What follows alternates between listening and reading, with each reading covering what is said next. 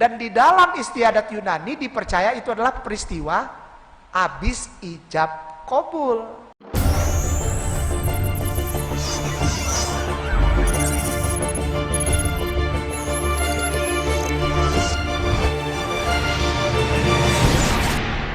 Assalamualaikum, selamat datang kembali di channel ini. Kali ini saya akan melanjutkan untuk meluruskan pengajaran dari Ustadz Kainama, Nyong Ambon yang manise. Nah, kali ini kita akan lanjut saja ya bahas ini, karena ada satu pengajarannya yang unik yang saya yakin 100 juta ribu % ini tidak berdasarkan Alkitab dan keliru, guys. Tapi sebelumnya saya mengundang untuk teman-teman semuanya untuk follow Instagram saya di sini. Saya juga mengupload video-video di situ. Dan juga silakan juga ikuti halaman Luis Prasetyo di Facebook. Jadi urutannya gini guys, saya upload videonya di YouTube, tapi di siang hari saya upload di Facebook dan juga upload di Instagram. Jadi ketiga-tiganya ada video saya dalam pembahasan satu hari itu. Jadi kalau kalian nggak suka main YouTube, silahkan ke Instagram, atau kalau nggak suka Instagram dan YouTube, silahkan ikuti di Facebook. Oke, langsung saja kita nonton video dari Ustadz Kainama. Itu usia 33. Pertanyaannya, apakah dia sudah menikah? Kalau menurut adat istiadat Yahudi yang keras, dia itu orang Yahudi ya, keras, dia harus menikah. Kalau enggak dia tidak boleh masuk sinagoge atau rumah ibadah mengajar. Dia itu mengajar kitab Yesaya setiap hari Sabat. Itu gambaran saja. Mengenai pengajarannya tentang Yesus yang ijab kabul ini, saya punya 4 poin yang ingin saya sampaikan dan kita harus tahu semuanya. Yang pertama, Ustadz Kainama mengatakan bahwa yang mengajar di tempat-tempat ibadah orang Israel atau sinagoge harus adalah orang yang sudah menikah. Nah, ini jelas asumsinya Pak Ustadz Kainama saja. Sebab Yesus pada waktu itu memang tidak menikah dan dia mengajar di sinagoge. Itu pun juga yang dilakukan oleh Paulus. Paulus tidak menikah dan dia mengajar juga di sinagoge. Di dalam Kisah Para Rasul pasal 19 ayat 8 dikatakan selama 3 bulan Paulus mengunjungi rumah ibadat di situ dan mengajar dengan berani. Oleh pemberitaannya ia berusaha meyakinkan mereka tentang kerajaan Allah. Di ayat 10 dikatakan hal ini lakukannya 2 tahun lamanya sehingga semua penduduk Asia mendengar firman Tuhan, baik orang Yahudi maupun orang Yunani. Jadi rumah ibadah yang dimaksud adalah rumah ibadat yang dimana orang Yunani beribadat dan juga orang Yahudi juga beribadat. Yang artinya Yunani dengan tempat ibadah mereka sendiri, Yahudi dengan tempat ibadah mereka yaitu sinagoge.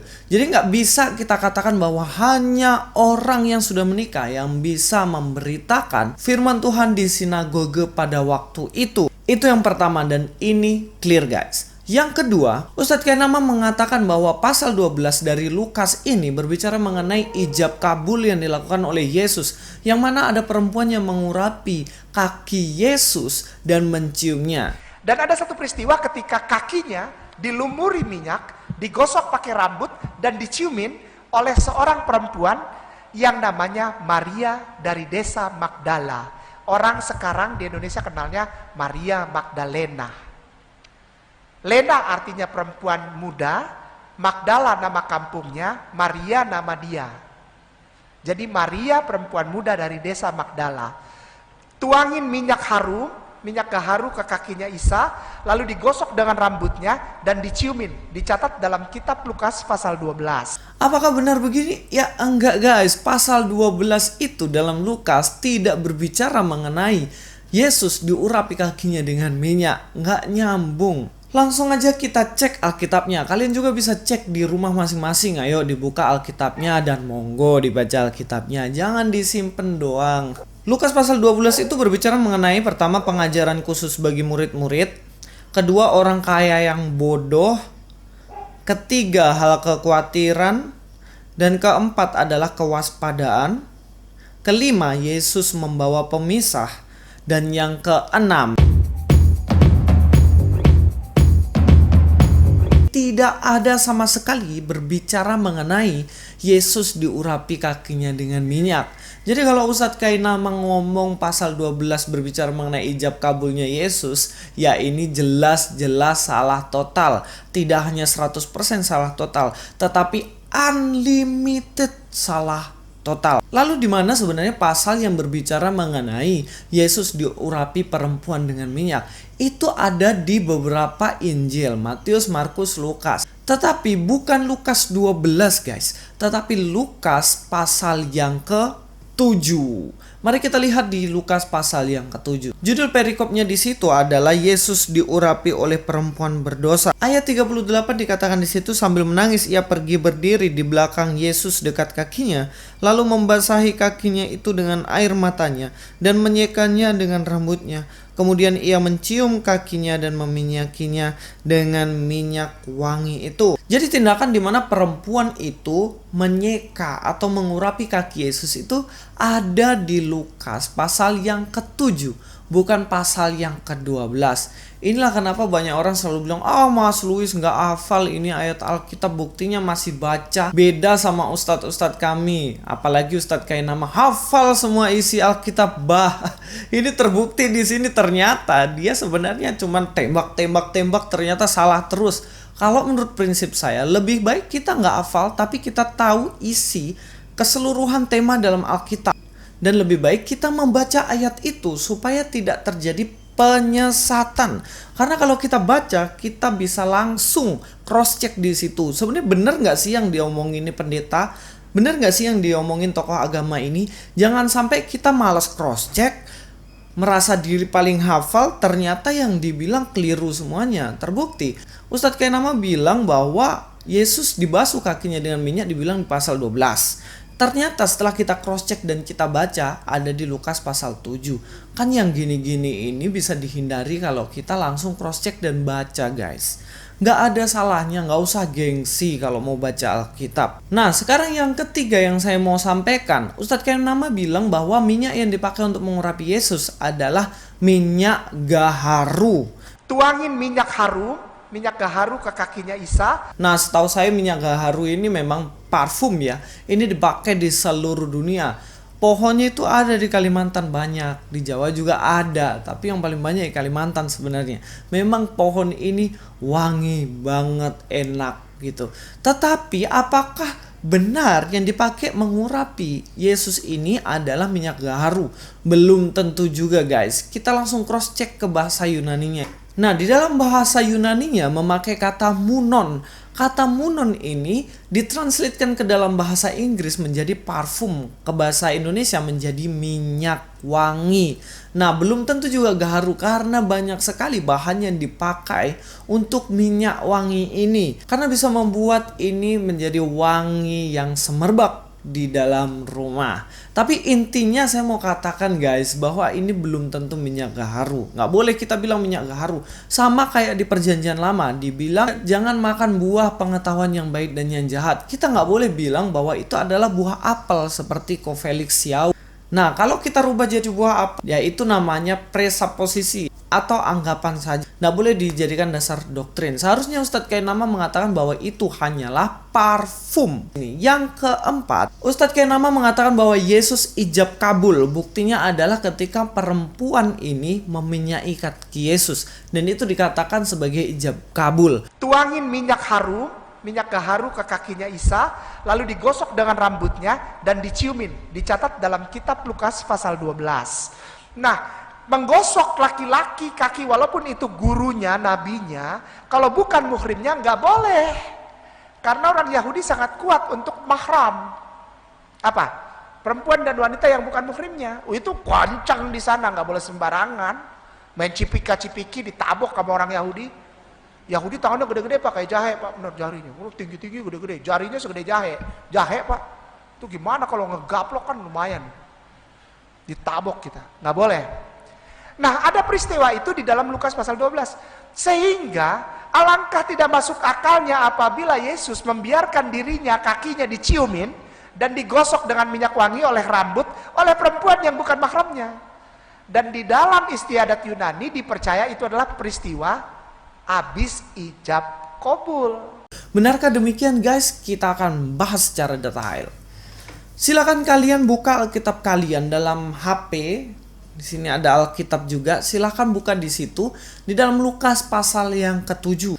Lukas pasal 7 ayat 36-37 dikatakan, seorang Farisi mengundang Yesus untuk datang makan di rumahnya. Yesus datang di rumah orang Farisi itu lalu duduk makan. Di kota itu ada seorang perempuan yang terkenal sebagai seorang berdosa. Ketika perempuan itu mendengar bahwa Yesus sedang makan di rumah orang Farisi itu, datanglah ia membawa sebuah buli-buli pualam berisi minyak wangi. Nah, perempuan ini terkenal sekali di situ. Bukan terkenal sebagai istri Yesus, bukan terkenal sudah ijab kabul sama Yesus, tapi terkenal sebagai orang yang berdosa. Orang yang berdosa artinya di mana dia pernah ketangkep berzina pada waktu itu, dan Yesus ampuni ketika dia berbuat dosa itu. Kita bisa tahu dari mana? Kalau kalian lihat dalam kitab Matius, nanti kita tahu ayat silangnya di situ, di mana ini adalah perempuan yang dulu pernah diampuni Yesus. Di ayat 38 dikatakan, sambil menangis ia pergi berdiri di belakang Yesus dekat kakinya, lalu membasahi kakinya itu dengan air, dan selanjutnya dia menangis datang. Kalau dia sudah ijab kabul sama Yesus, ngapain dia menangis datang kepada Yesus? Apalagi dikatakan di ayat 37 di bagaimana perempuan itu hanya mendengar Yesus ada di rumah orang Farisi lalu ia datang. Kalau dia istrinya, yang ngapain dia mendengar dari orang lain? Yesus bilang aja, istriku datanglah ke rumah orang Farisi, aku di situ. Benar kan? Kita lanjut. Ayat 39, ketika orang Farisi yang mengundang Yesus melihat hal itu, ia berkata ke dalam hatinya, jika ia ini nabi, tentu ia tahu siapakah dan orang apakah perempuan yang menjamahnya itu. Tentu ia tahu bahwa perempuan itu adalah orang berdosa. Semua orang dalam rumah itu tahu bahwa perempuan ini adalah perempuan berdosa, orang yang berbuat zina, orang yang betul-betul pada saat itu dianggap sampah masyarakat. Dan hanya satu orang yang tahu bahwa perempuan ini adalah istrinya Yesus, dan itu adalah ijab kabul, yaitu Ustadz Kainama. Karena Ustadz Kainama sudah lahir pada zaman itu, makanya dia tahu bahwa Yesus habis ijab kabul. Soalnya orang-orang yang ada dalam rumah itu tidak ada satupun yang tahu bahwa Yesus adalah suami dari Maria ini. Mereka tahu bahwa ini adalah orang berdosa yang datang mau mengurapi Yesus. Ya silakanlah mau percaya yang mana, silakan percaya Ustadz Kainama, mungkin dia sudah hidup pada zaman itu ya. Kita lanjut. Lalu untuk apa sih sebenarnya perempuan ini meminyaki Yesus? Nah, ini dijelaskan sebenarnya di sini. Dikatakan ayat 44, dan sambil berpaling kepada perempuan itu ia berkata pada Simon, engkau lihat perempuan ini, aku masuk ke rumahmu, namun engkau tidak memberikan aku air dan membasuh kakiku, tetapi ia membasahi kakiku dengan air mata dan menyekannya dengan rambutnya. Engkau tidak mencium aku, tetapi sejak aku masuk ia tidak henti-hentinya mencium kakiku. Engkau tidak meminyaki kepalaku dengan minyak, tetapi ia meminyaki kakiku dengan minyak wangi. Ayat 47, sebab itu aku berkata kepadamu, dosanya yang banyak itu telah diampuni, sebab ia telah berbuat kasih. Tetapi orang yang sedikit diampuni, sedikit juga ia berbuat kasih. Jadi tindakan meminyaki kaki Yesus adalah bentuk kasih yang dilakukan oleh perempuan ini kepada Yesus. Diminyaki kakinya. Karena budaya pada waktu itu ketika orang berjalan pasti masuk rumah, mereka akan membasuh kakinya. Tetapi Yesus mengatakan, kalian ini mengundang saya masuk, kepala saya nggak diminyaki, nggak diurapi, kaki saya nggak dibersihin, semuanya yang penting masuk aja begitu. Tetapi perempuan ini justru meminyaki kaki, membasuh kaki dengan air matanya. Ini menunjukkan bagaimana perempuan ini sadar begitu berdosanya dia dan membutuhkan pengampunan dari Yesus. Sehingga ia datang menghormati Yesus dengan cara memberikan minyak ini. Jadi tindakan ini bukanlah tindakan ijab kabul, guys. Paham ya di sini ya. Nah yang terakhir, bagaimana Ustadz Kainama mengatakan bahwa tindakan membasuh kaki itu nggak boleh dilakukan oleh siapapun karena itu bukan mukrimnya, bisa ditabok sama orang Yahudi. Nah ini perempuan berdosa, dia tidak kenal siapapun di situ, yang dia terkenal berdosa, dia datang mengurapi Yesus karena sikap hormatnya, tapi tidak ditabok sama orang Farisi. Nah ini kata-kata tabok ini dapat dari mana ini Pak Ustadz Kainama? Karena tindakan membasuh itu sebenarnya tindakan budak, guys. Kalau kalian tahu, seorang budak ataupun pembantu pada waktu itu, mereka bertugas untuk membasuh kaki tamu yang datang ke rumah tuannya. Dan terbukti dalam ayat ini, Yesus mengatakan jangan berbuat dosa lagi. Ayat 50 dikatakan, tapi Yesus berkata kepada perempuan itu, imanmu telah menyelamatkan engkau, pergilah dengan selamat.